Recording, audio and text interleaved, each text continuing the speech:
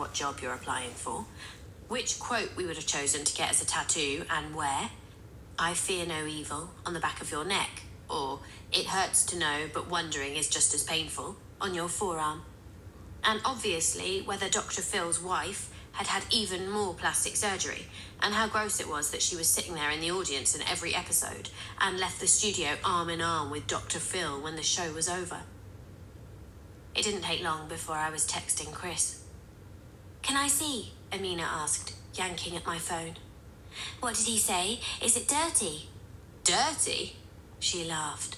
"Come on, though. Why so secretive?" I don't know why. Normally, I have no problem with the whole kiss and tell thing. Kind of the opposite. I like to dissect every detail. There's not an erogenous zone on my body that Amina doesn't know about. But somehow, it was different with Chris. It felt wrong to discuss it too exhaustively. Not just the sex, all of it. "So what?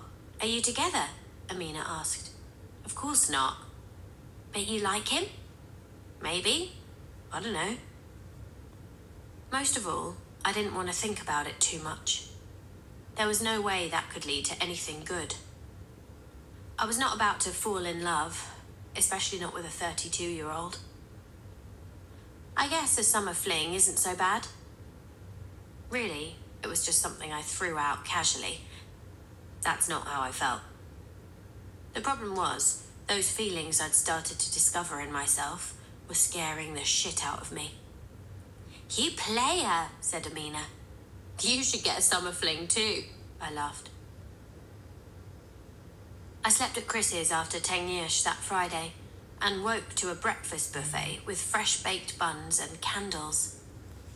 Chris filled the juicer with oranges and massaged my shoulders as I drank. "Can't you forget about work today?" "No," I said. "Not again." I needed my job. I needed every single krona to make my Asia trip happen. But I didn't mention that. I was afraid Chris would be disappointed, that he would launch a campaign to convince me to drop my travel plans. Or, in the worst case, he would want to come along. I definitely wasn't ready for that conversation. "But I get off early today," I said, stroking his arm. "We'll see each other soon." He shook his head. "I don't understand what you do to me. I feel lonely as soon as you leave." We kissed several times at the door, and then I ran down the stairs and biked off like crazy. Panting, I stumbled into the store 5 minutes late. Marlin looked at me and winked. "Walk of shame." I'd been at the register for quite a while when Benita finally showed up and relieved me. The lack of sleep over the past few weeks was starting to put me a little out of balance. "So, will you be buying that?" I said to a customer who tried on 4 different blouses in similar colours. She shot me a hateful look. In order to get away for a while, I snuck up to the men's department and unpacked new shirts. I got lost in my thoughts and jumped when I heard a voice behind me. "Hi, Stella." A girl of around 25, with blonde curls, was right next to me, wringing her hands. "Do I know you?" There was something familiar about her, but I couldn't place it. "We don't know each other," she said, "but you know Chris." In that instant, I knew who she was. The same girl I'd seen in the picture on Facebook. "What do you want?" I took a step back. "My name is Linda," she said. "I'm sure Chris has mentioned me. Is that why you look so scared?" My heart was pounding.